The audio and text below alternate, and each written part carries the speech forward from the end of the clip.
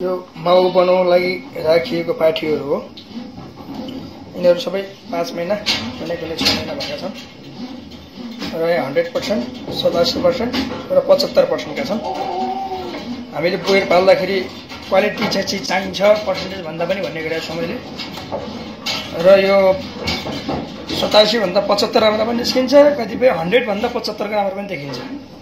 त्यो भएर हामीले पर्सेन्टेज बढी होइन क्वालिटी भएको बोयर पाल्नु पर्ने हुन्छ। र यो पाठीहरू हो हामीले पछिल्लो लटको राखेको, अघिल्लो लटहरू हामीले तीनवटा लटको राखेका छ। र यसपालि हाम्रो ब्याउने बाख्राहरू लगभग 100 क्रस गरेका छन् र हामीसँग टोटल अहिले सङ्ख्या भनेको 180 वटा माउहरू छ र हामीसँग टोटल बाख्रा सङ्ख्या चाहिँ 250 छ। अहिले बोयरमा कलर नै चाहिन्छ भन्ने कुरा होइन। यो जम्मा 75% को पाठी हो, तर यसको बडी स्ट्रक्चर यस्तो छ, यसको कलर पनि छैन, सिङ पनि छैन। तैपनि मैले यसको चाहिँ भ्यू चाहिँ ब्रिडको लागि भनेर राखेको छु। यो पाठी चाहिँ जम्मा 4.5 महिना मात्र भयो। र त्यसै गरी यतापट्टि फुर्सो कलरमा पनि यस्तो छ क्या। त्यो हामीलाई बडी स्ट्रक्चर भएको चाहिन्छ है। बोयरमा हामीले पर्सेन्टेज मात्र बढी खोजेर काम छैन, बरु 2-400 रुपियाँ महँगो हाल्नुहोस्, तर कम पर्सेन्टेज भए पनि क्वालिटी राम्रो खोज्नुहोस्। ल यस्तो खालको क्वालिटी भयो भने बाख्रा पाल्न मजा आउँछ।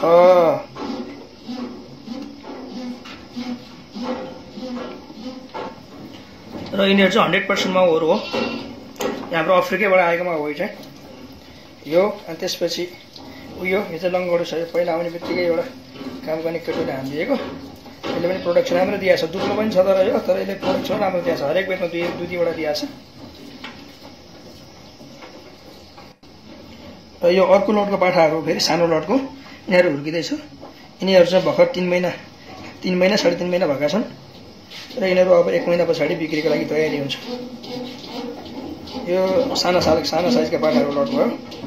यो अलिकति ठुलो साइजका पाठाहरूको लट भयो।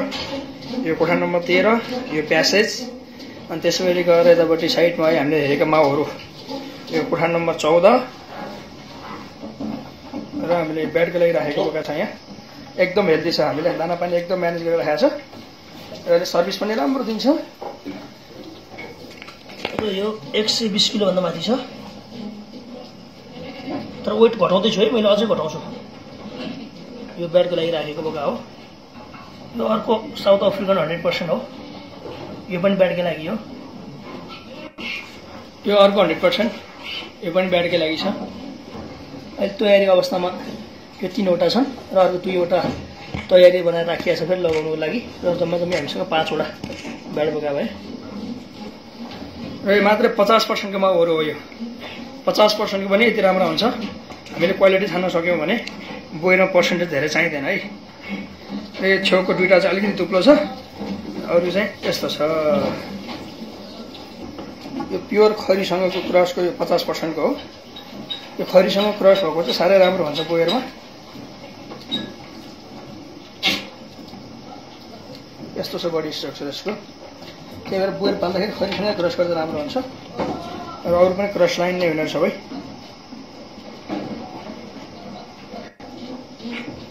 यिनीहरू 50% हो है। ल यो 50% है। यो माउ कानर्ती दोब्रेको 50% हो। यो 50% को छोरी अब हेरौँ है कस्तो छ। ल त्यसको छोरी 75% को यो हो। यो पनि माउ भइसकेको छ है। अब यसको पनि छोरी 87% को बाहिर छ। अहिले म देखाउँला। त्यही भएर माउ सानो हुँदैन, बच्चा सानो हुने भन्ने कुरा नै होइन। हामीले क्वालिटी चिज चाहिँ नस्ल चाहिँ राम्रो हुनु पर्यो। कतिपय अवस्थामा भनेको विविध कारणले गर्दाखेरि सानो हुनसक्छ बडी स्ट्रक्चरमा, तर हामीले नस्ल लाइन राम्रो भयो भने क्वालिटी यति राम्रो आउँदो रहेछ। यिनीहरू पनि 100% हो। अब जाडो महिना आइसक्यो हामी अब भुवा आउन सुरु भइसकेको छ यिनीहरू। ल जा ल यिनीहरू सबै 100% हो।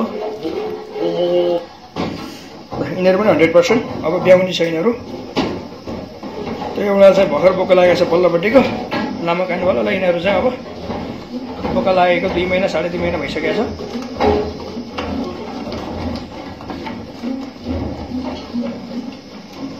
यो 100% मात्रै भनेर पनि हुँदैन है। यसको पनि क्वालिटी नै चाहिन्छ। यसको कलर चाहिँ बिग्रिएको छ, तर यसको बडी स्ट्रक्चर चाहिँ यस्तो छ। बोका हो भनेर सोध्नुहुन्छ, तर बाख्रा हो। अहिले भुवा आएको भएर अलिकति जिङ्ग्रिङ्गे देखिएको छ है हामी कहाँ। चिसो आउनु सुरु भइसक्यो हामी कहाँ।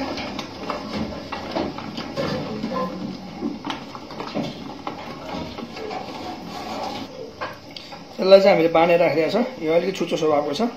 यो चाहिँ धेरैजना साथीहरूलाई मैले देखाउँछु बाख्राहरू, धेरैले 75-87 भन्नुहुन्छ, तर यो मात्र 50 को हो। यो त्यही भएर क्वालिटी भनेको कारण त्यो भएर है। अब यो पनि ब्याउने लगभग 1 महिना 1.5 महिना बाँकी छ। दुधका फाँचाहरू अब देखिन थालिसकेको छ।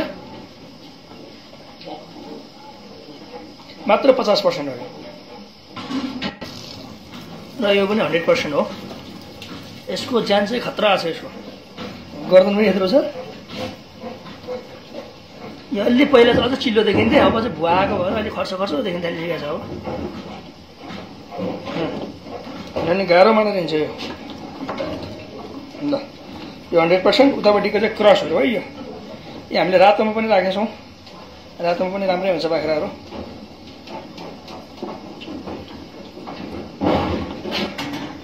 यो पनि मात्रै 50% मात्रै हो। यो ल यो रातो सेतो भए पनि 50% मा यति राम्रो बडी स्ट्रक्चर छ यसको।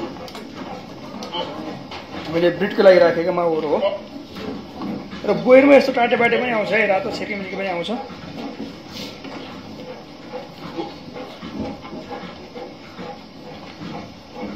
र हामीले 2वटा खोर, एउटा सानो खोर एउटा ठुलो खोर गरेर 2वटा खोरमा म्यानेज गरेका छौँ। र मैले एकचोटि खोरको सानो लोकेसन देखाइदिएँ। हामीले जाडो सिजनमा यसरी म्यानेज गरेका छौँ खोरलाई। पहिला त राम्रो थियो यो, अहिलेसम्म त्यो कलरहरू गएर फलामहरू खिया लागिसकेको छ। अब फेरि एकचोटि कलर गर्नुपर्ने भएको छ। मैले 4पट्टि घुमाइदिएको है यो खोरको भागहरू हामीसँग भएको भाग।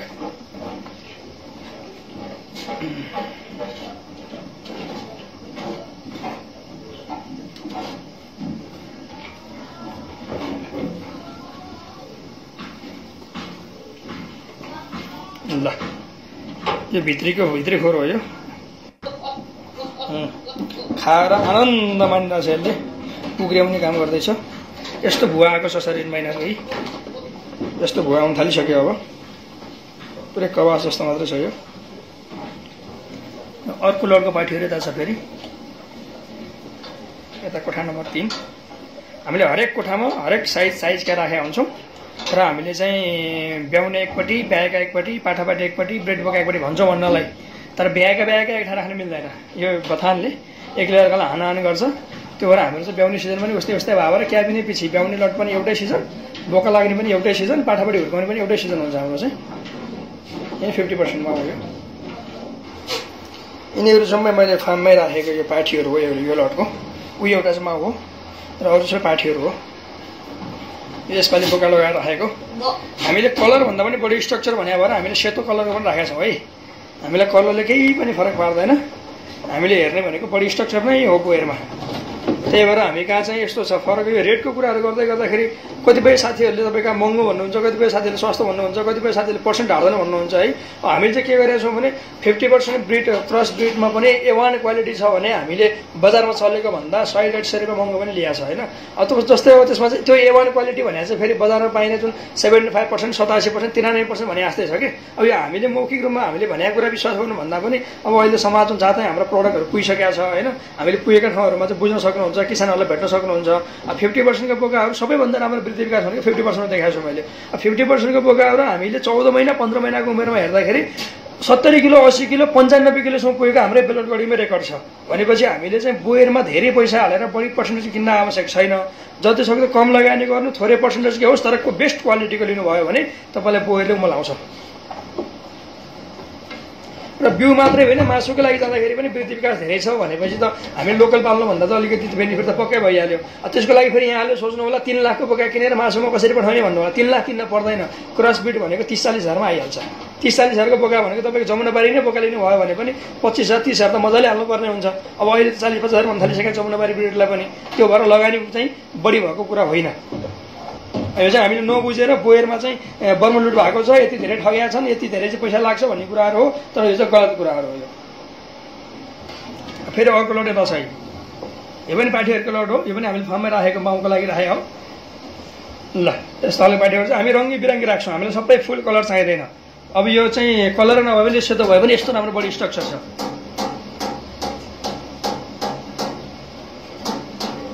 अब यो चाहिँ यतापट्टि रातो भइकन पनि यतिको चाहिँ डल छ। यो भुवा आएको भएर चाहिँ पुरै अहिले कस्तो चाहिँ फोरी जस्तो देखिएको छ है बाख्राहरू।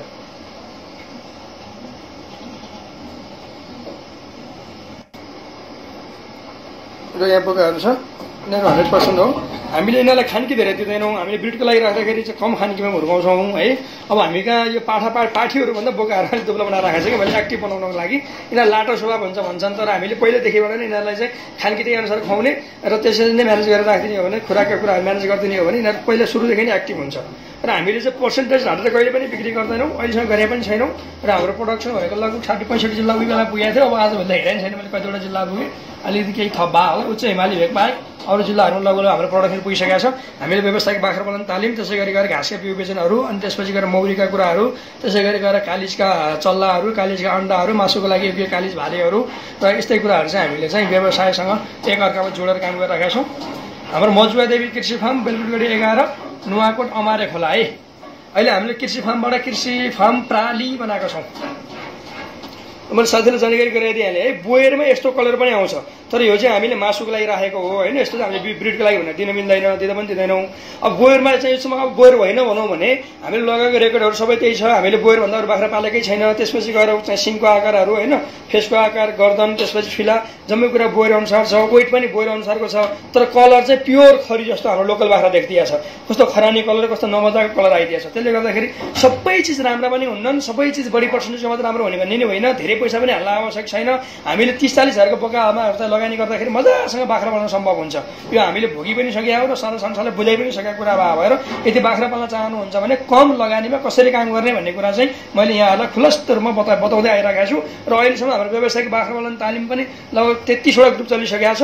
अब यही कार्तिकको पर्सि हाम्रो 24 गतेबाट हाम्रो चाहिँ अर्को 34औं ग्रुप व्यावसायिक बाख्रा पालन तालिम चल्दैछ। आवश्यक पर्ने साथीहरूले हाम्रो खोरमा आएर तालिम पनि लिन सक्नुहुन्छ। र यहाँ चाहिँ तालिम लिनुभएको साथीहरूको तस्बिरहरू छ। 18 ग्रुपसम्म छ। यहाँ हाम्रो 33औं ग्रुप चलिसकेको छ। अब चाहिँ सुरु हुने भनेको 34औं ग्रुप हो। पर्सि हाम्रो 24 गते सुरु हुँदैछ भनिहालेँ मैले। हाम्रो सम्पूर्ण नम्बर 9818 49 73 45 98 49 63 76 17 हाम्रो सम्पूर्ण नम्बर रहेको छ।